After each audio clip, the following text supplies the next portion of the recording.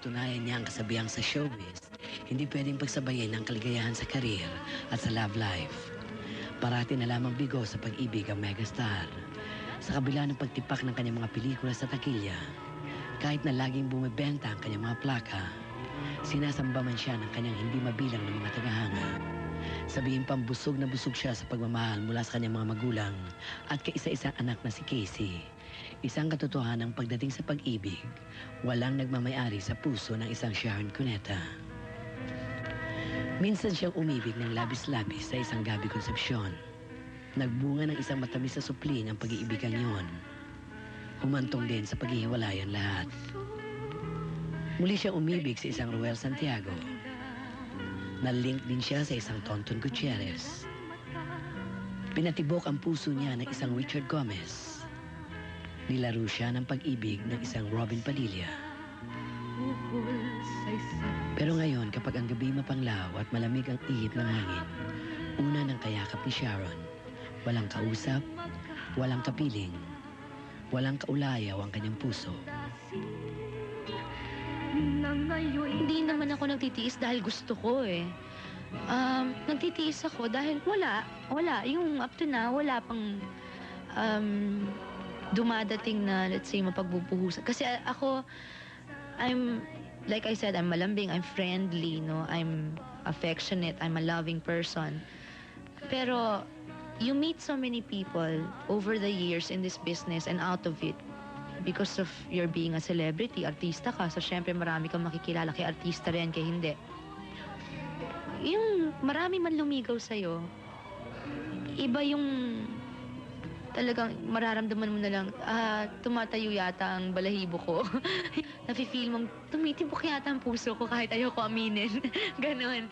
So when Sharon feels that way na, when Sharon falls in love, she doesn't, she may like certain people every now and then, but when she falls in love, ano yan eh, because usually me, when I'm falling in love, hindi ko pa inaamin sa sarili ko eh. After a while, pag sobra na, hindi ko na kaya, inaamin ko na. Ganon. So, I haven't felt that way in a very long time. I miss the feeling. But, well, being alone also has its rewards. Para sa sarili ko, ang Christmas wish ko is,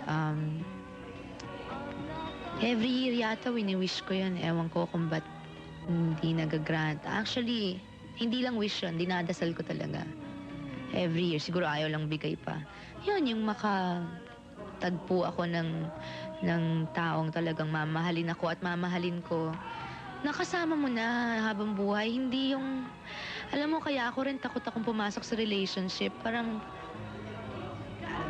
ano na lang, parang you start and then it ends, then you have to start again, then it ends again, then you have to start. It becomes so tiring.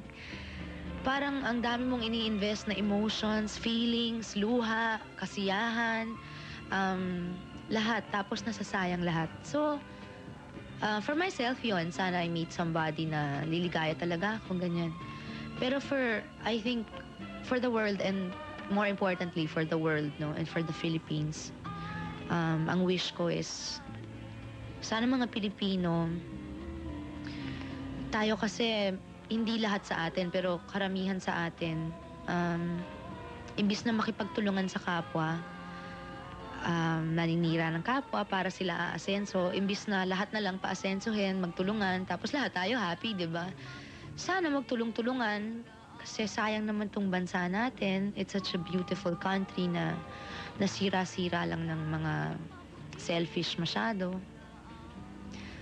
Ang dami nang natural disasters na nangyayari, di ba? Yung mga lindol, yung pinatubo, yung mga bagyo.